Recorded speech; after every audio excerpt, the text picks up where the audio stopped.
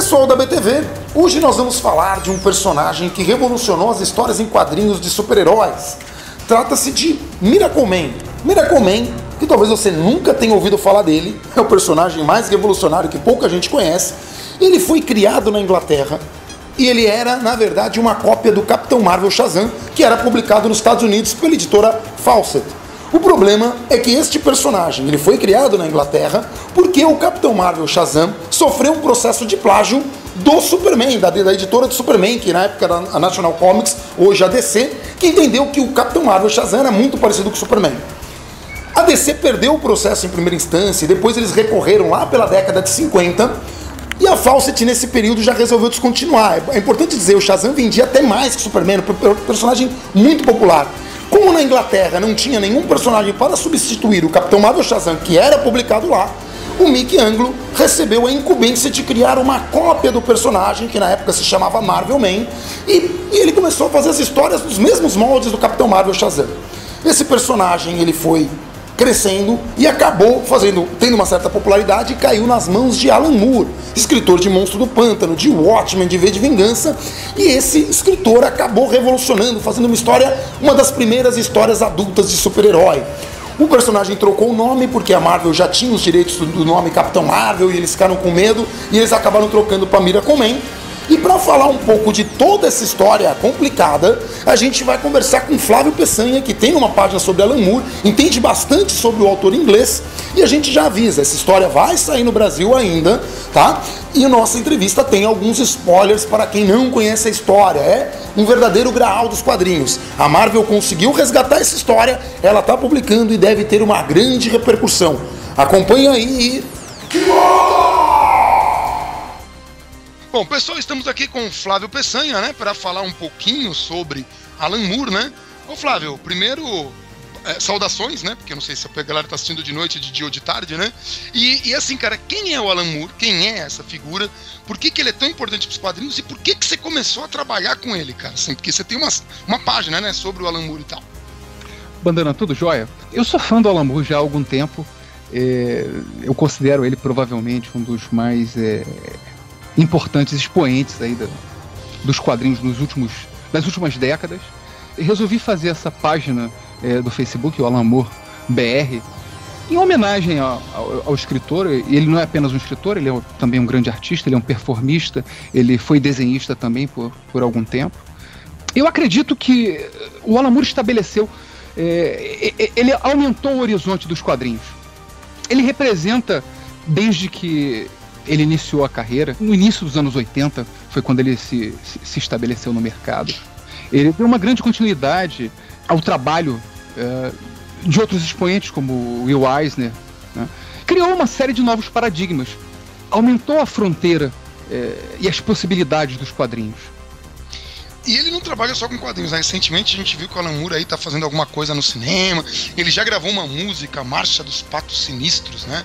Que é uma música bem perturbadora aí. A gente vai ver se depois a gente consegue colocar um trechinho, é muito estranho, né?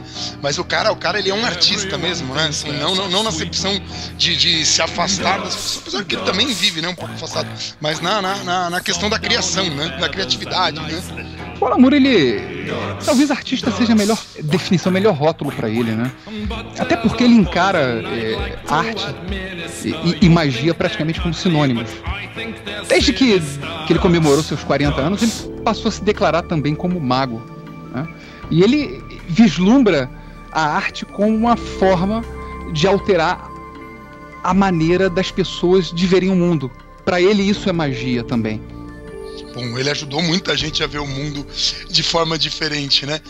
Ô Flávio, quais que são as principais características do arco do Alan Moore, né? Porque assim, o Miracle Man era um personagem que já vinha sendo trabalhado pelo Mike Anglo, que era na verdade nada mais nada menos do que uma cópia, né, do Shazam, hoje Shazam, antes Capitão Marvel, né? E aí o Alan Moore pegou o personagem, fez um arco que ficou muito celebrado. Mas que características tem nesse arco que justificam a leitura da obra, né? O que traz ela de importante?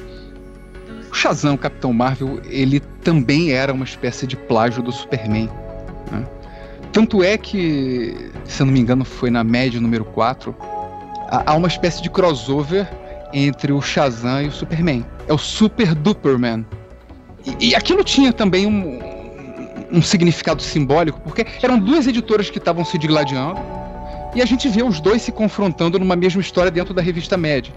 O Marvelman, ele surgiu como um plágio do Shazam, quando ele deixou de ser publicado na Inglaterra. Por causa da DC ter ela processou, né, a Fawcett por plágio, né? Não é nem o processo nem chegou aí até o final, né? Mas naquele momento os caras tiveram que interromper, né, a publicação. Havia um processo por plágio, era uma revista que vendia bem, e de uma hora para outra o Mickey Anglo ele teve que resolver esse problema. Ele resolveu esse problema criando um personagem que era exatamente igual, né? Tinha todas as características, era uma família que se transforma em super-heróis. Falando uma palavra mágica? Uma palavra mágica, não, no caso não era Shazam, é Kimota, que é Atomic de trás para frente. E eles adquiriam superpoderes. Eles se tornavam super seres. Como se você pudesse virar Superman só falando uma palavra. Ou tirando o óculos. É engraçado que assim, a Marvel chegou a publicar esse material do Mike Anglo no começo, né? O Marvelman, né? Ela publicou algumas histórias, eu até estou mostrando aqui algumas dessas edições, mas você vê que eram historinhas bem ingênuas, né? Perto do que o Alan Moore fez. O que foi que o Alan Moore trouxe de diferente para esse personagem, né? Que não tinha até então?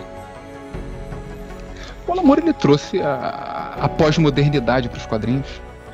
Ele utiliza de metalinguagem dentro dos quadrinhos. Ele utiliza uma espécie de hiperrealismo.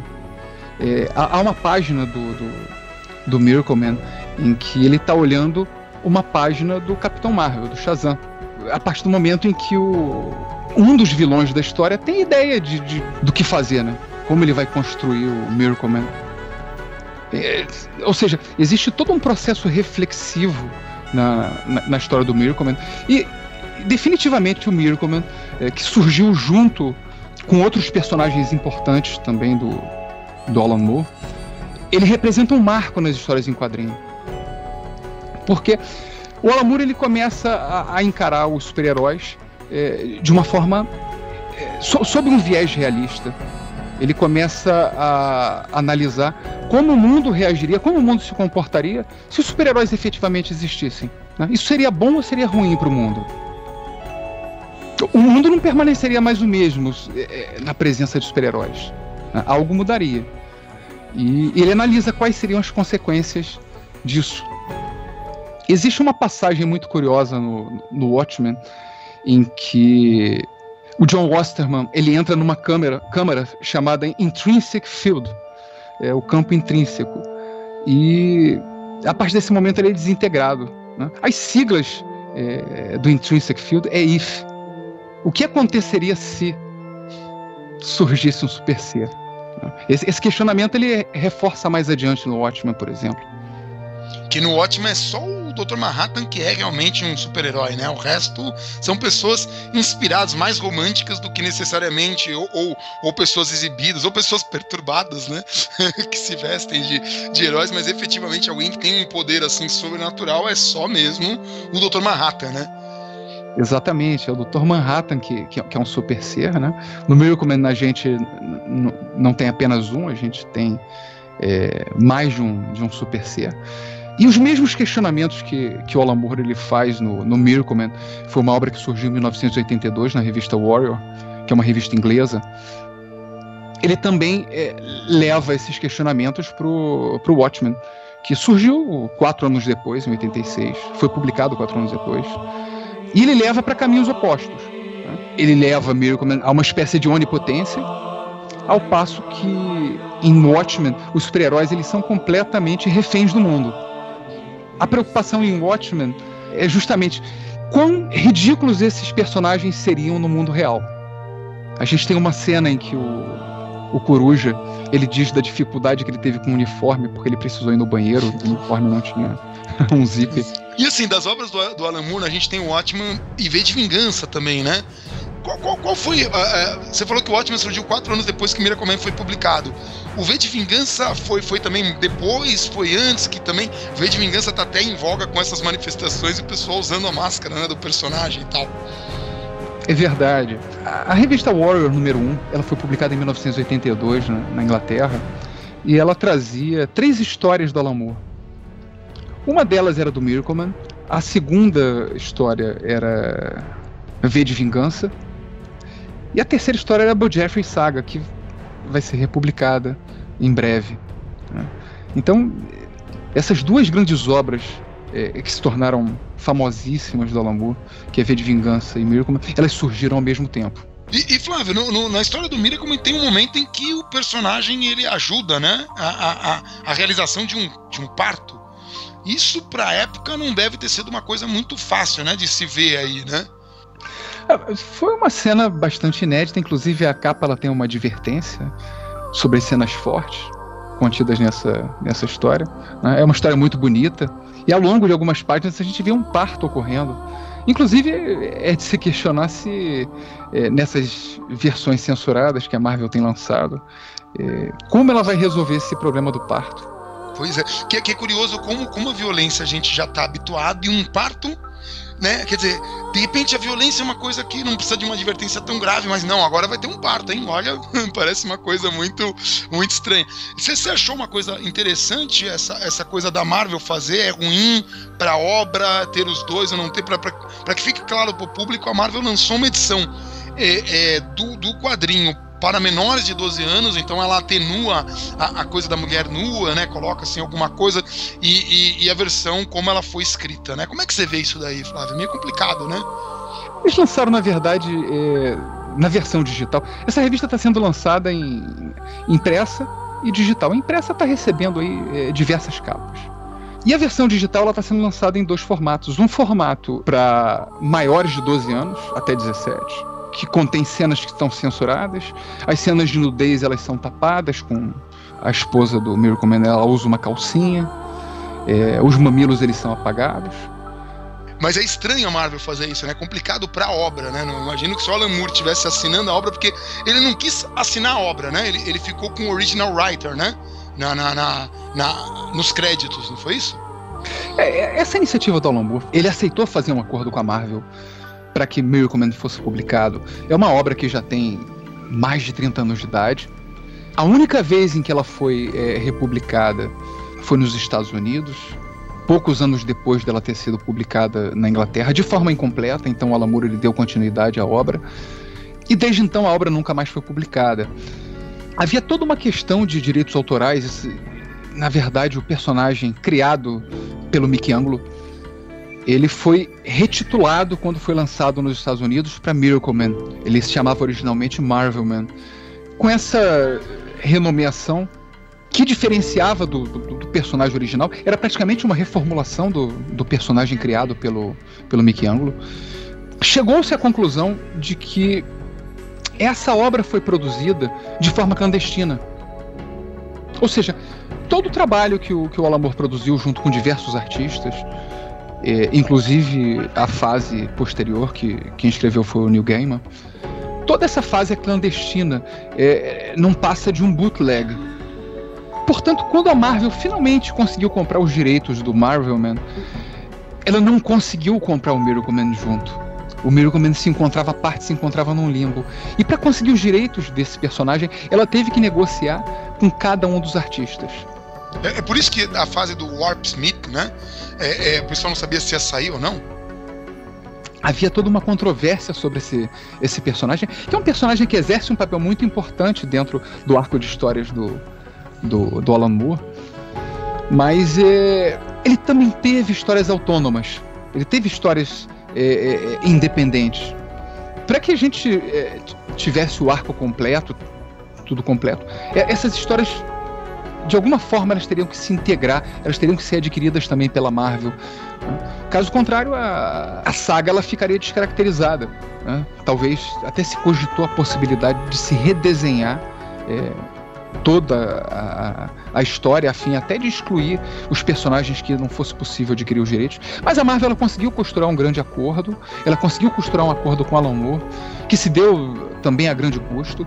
O Alan Moore fez uma exigência muito curiosa, porque ele, primeiramente, ele afirmou que ele não queria o nome dele estampado na revista, ele não quer o nome dele vinculado à Marvel.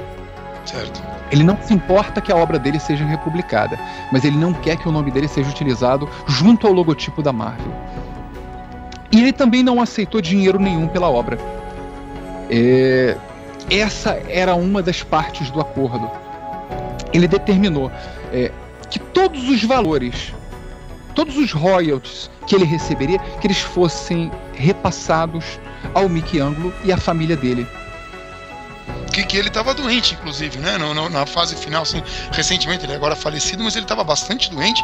E o Alan Moore parece que ficou meio preocupado com isso, né?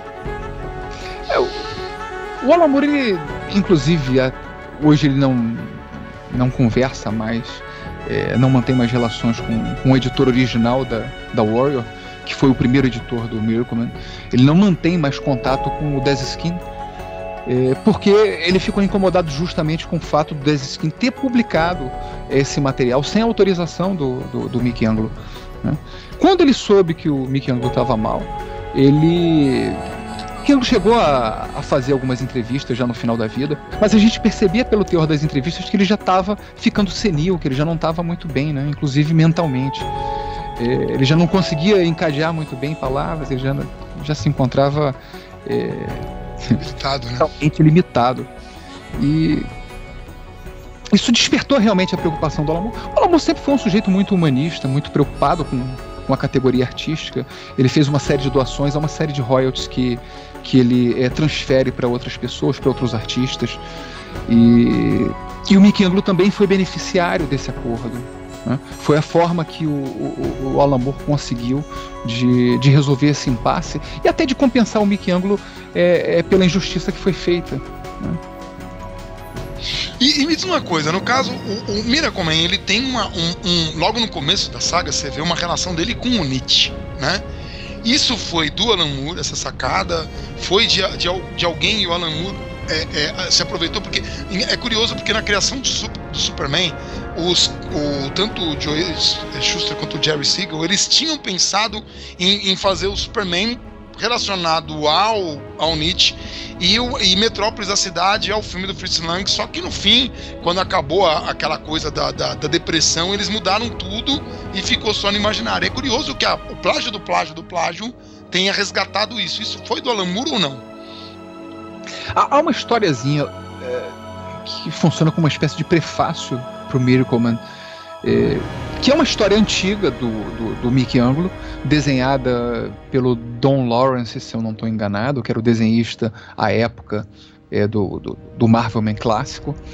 E essa história ela sofre uma adaptação no texto, e no final da história a gente tem uma transição para os tempos atuais, em que há uma citação do Nietzsche.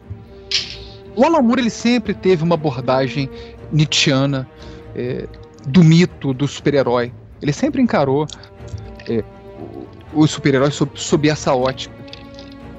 Mas, definitivamente, essa história que abre o Miracleman, ela não foi escrita e nem adaptada pelo Alan Moore. Tanto é que ela não consta na edição inglesa.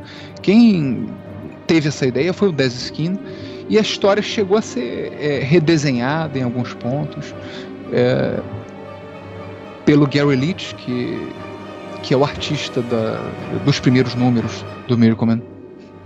Sexualidade é um tema que aparece muito nas obras do Alan Moore, né? Nós temos Lost Girls, nós temos várias histórias dele que a sexualidade aparece. Ela aparece muito em Miracleman. Vai ser um problema pra Marvel isso? Como é que funciona? Aparentemente pra Marvel isso não vai ser problema, porque talvez na cena do nascimento eles coloquem uma cegonha lá, mas... Pô, que sacanagem. Mas a sexualidade ela é quase onipresente na obra do Alan Moore. Definitivamente ele não escreve histórias para crianças. Ele sempre objetivou uma abordagem adulta das histórias. Ele sempre tratou V de Vingança, por exemplo, que é uma história que também faz parte dos primórdios do Alan Moore. A história já começa com uma tentativa de estupro. Em histórias mais recentes, como por exemplo a Liga Extraordinária, a gente vê também uma presença constante da sexualidade. Então, o Alan Moore encara a sexualidade com muita naturalidade. E Flávio, assim, teve um imbróglio judicial muito grande nessa obra, né? Praticamente isso se deve ao Alan Moore e como é que foi essa coisa toda? Porque assim, nós estamos há quase 20 anos nessa briga, até o Todd McFarlane tentou publicar isso, e o Neil Gaiman, foi uma briga toda. Como é que você vê essa coisa toda do imbróglio? Foi por causa do Alan Moore? Valeu a pena? Você acha que foi uma coisa positiva? Como é que foi essa história toda? O Alan Moore encerra o arco de histórias dele no número 16 do Miracleman. E a partir daí, a partir do número 17, o Neil Gaiman assume o personagem. Ele chamou o Miracleman de Cálice Envenenado, o que é uma boa designação para o personagem. O grande problema aí foi desde o princípio. O personagem ele tinha uma relativa aprovação do Mickey Anglo. O Dez Skin teria trabalhado com o personagem, dizendo que tinha essa autorização formal do Mickey Anglo para poder publicar esse material. Só que depois todos vieram descobrir que o Mickey Anglo nunca autorizou a publicação desse material, nunca autorizou a utilização do personagem. Tanto é que quando o personagem ele passa a ser publicado nos Estados Unidos, primeiramente para evitar problemas com a Marvel, e segundo para poder descaracterizar ele como uma continuidade do material do Mickey Anglo, ele passou a se chamar Miracleman. O próprio Alan Moore, quando ele escreve uma das cartas pro Dez Skin, ele fala sobre a possibilidade, bom, se a gente não puder chamar esse personagem de Marvelman, a gente pode chamar de Miracleman. Para todos os efeitos isso vai funcionar da mesma maneira. E no fim das contas foi esse o nome utilizado quando o personagem foi lançado nos Estados Unidos pela editora Eclipse. Você acha que o Alan Moore agiu de uma maneira diferente quando ele soube que o Mickey Anglo estava assim doente nesse final assim de vida? Porque eu vi que houve uma movimentação do Alan Moore tentando acelerar o processo para que ele recebesse o dinheiro ainda em vida, né? Você percebeu alguma coisa nessa questão? Eu tive a impressão que houve uma preocupação muito humana por parte do Alan Moore em assegurar ao Mickey Anglo que ele recebesse os royalties dessa obra, que, convenhamos, não é uma obra do Mickey Anglo. O Mickey Anglo criou o personagem, mas quem efetivamente escreveu e quem produziu esse material não foi o Mickey Anglo, né? Mas é uma preocupação muito humana do Alan Moore, é uma medida muito nobre da parte dele. E ele não tomou essa medida apenas em relação ao Mickey Anglo. Ele determinou que, mesmo diante do falecimento do Mickey Anglo, que a família fosse beneficiária desses royalties. E a gente pode ter certeza de que não é pouco dinheiro que está envolvido nisso, não. Tá? O Miracleman é um grande personagem. Praticamente, hoje a gente pode considerar que ele é o Watchmen da Marvel.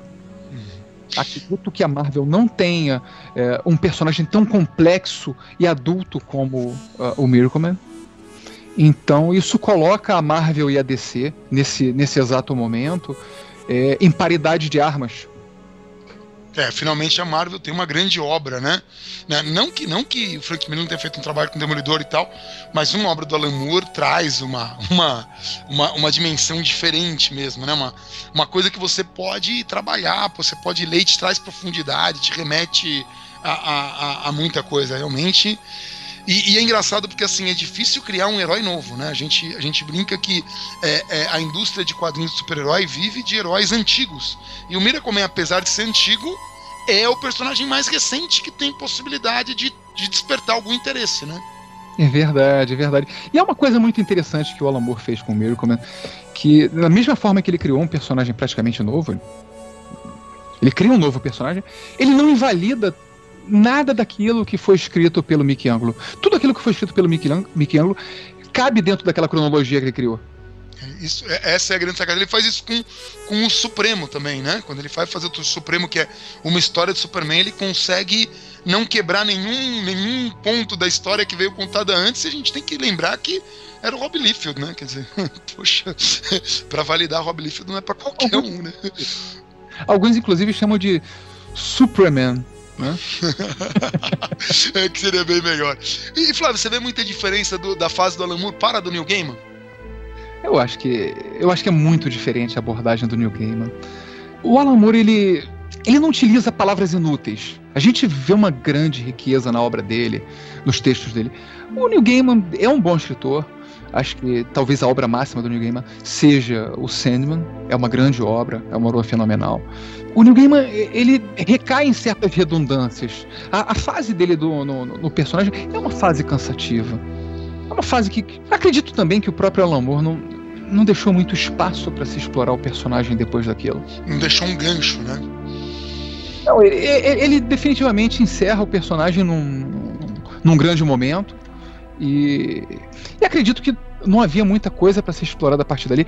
O Neil Gaiman consegue produzir histórias muito boas, né? E também bastante cerebrais, né? Bastante pretensiosas até, né? Tem uns capítulos que levam a gente a refletir um pouco. É que é duro continuar o Alan Moore, né? Não é uma missão que eu gostaria de ter na minha vida. No parâmetro comparativo existe esse lado cruel, né? Você quando lê um livro muito bom, ou você quando assiste um filme fantástico, você começa a olhar as coisas sob o parâmetro comparativo. E aí você começa a ver, poxa, é difícil a gente comparar uma coisa com a outra, porque isso aqui tá tão abaixo. Não quer dizer que seja ruim. A segunda fase do Miracleman na mão do Neil Gaiman é uma fase boa, não é uma fase ruim. Agora, comparando a obra do Alan Moore, realmente é algo que fica bem abaixo. Mas o Neil Gaiman também não terminou a história, ele disse que ele já tem o final dessa história, né? Quer dizer, pelo menos a gente percebe uma coisa sobre o Neil Gaiman, ele não é um escritor qualquer, né? Quer dizer, o cara já tem a história na cabeça e ele vai terminar a história mais ou menos como ele pensava em terminar naquela época, né? Não é uma coisa que isso ele deixou bem claro, ele quer terminar e aí termina. E aí a pergunta é, o que esperar do personagem na Marvel depois que acabar essa saga? O que a Marvel vai fazer com ele? A gente vai ver o Miracleman, o Marvelman na Marvel? A gente vai ver o Miracleman como uma história alternativa? A gente vai ver outro nome? A Marvel vai trazer o Marvel? Porque é curioso que quando ela republicou o trabalho do Michelangelo, ela se preocupou em usar o Marvelman, né? Não o Miracleman. Bandana, a gente tem que olhar isso em retrospectiva. Miracleman é uma obra que ela começou a ser escrita. O Alan Moore, ele estava começando como escritor. Então foi um escritor que evoluiu ao longo da obra. A gente consegue notar entre as primeiras histórias do Miracleman e as histórias finais do Miracleman que foram publicadas 8 anos depois, mais ou menos, uma enorme evolução da escrita do Alan Moore. Ele se torna um escritor mais complexo, um escritor mais denso, um escritor mais, inclusive, mais poético. E a mesma coisa pode ser dita do Neil Gaiman. O Neil Gaiman, ele começa a escrever o Miracleman, ele ainda é um escritor em início de carreira. Hoje, o Neil Gaiman é um escritor muito mais maduro. O Neil Gaiman já publicou pelo menos umas 200 histórias em quadrinhos. Fora os livros, e os livros dele são fantásticos, né? Fora os livros e as músicas que ele também já fez. Curioso, né? A primeira vez que eu soube da Marcha dos Patos Sinistros do Alan Moore, quem confirmou que a música era real foi o Neil Gaiman. O Neil Gaiman, não, é de verdade sim, e é do Alan Moore sim, né? O Neil Gaiman acho que é um dos poucos caras que conseguiu preservar a amizade com o Alan Moore, não sei se em função da qualidade de prosa, ou se porque o Neil Gaiman também parece uma pessoa muito de bem, né? Uma pessoa muito de bem com a vida, uma pessoa muito tranquila de se lidar, né? Até hoje ele é tido como um dos amigos mais queridos do Alan Moore, né? E até hoje essa amizade entre eles é preservada. A gente sabe que no final do volume 3 da Liga Extraordinária, em 2009, o Harry Potter ele aparece como um grande vilão. E isso é muito curioso porque, aparentemente, o Harry Potter é um plágio de um grande personagem do Neil Gaiman, que foi desenvolvido no livro de magia. Que o Neil Gaiman nem quis entrar nessa briga, né? Eu não sei se não quis entrar nessa briga ou essa briga ela foi resolvida de forma silenciosa. Porque ele fala, não, é um estereótipo de qualquer inglês, né? Mas ficou meio no ar isso daí, né? Agora, eu tenho a teoria de que essa utilização do Harry Potter no volume 3 da Liga Extraordinária pode ser uma espécie de briga que o Alan Moore tenha comprado em nome do Neil Gaiman. Ah, tá. O fato O fato do personagem do Neil Gaiman ter sido plagiado, né? Uhum. E o Alan Moore colocar ele como vilão da Liga Extraordinária, o Harry Potter, pra meio que redimir o Neil Gaiman, né? Mostrar que olha o que a indústria faz, né? Exatamente. Inclusive o Alan Moore fala muito mal do Harry Potter. Ah, o Alan Moore fala mal do Harry Potter, a obra literária. Da obra literária, o Alan Moore fala mal da obra literária. E ele utiliza o Harry Potter como um vilão reduzido à bidimensionalidade. que é cruel quando se trata de Alan Moore, né? E Flávio, você falou que o Miracleman tinha essa coisa do Alan Moore usar esse recurso de falar, não, nós publicamos ele de maneira clandestina. Curiosamente, quando o Alan Moore trabalhou na Marvel, num arco, né, chamado Clandestino com o Capitão Bretanha, um dos personagens que morre na série, que você vê rapidamente, o Capitão Bretanha dá um tiro fulminante, não sei se é o Capitão Bretanha, mas enfim, é o Miracleman, né?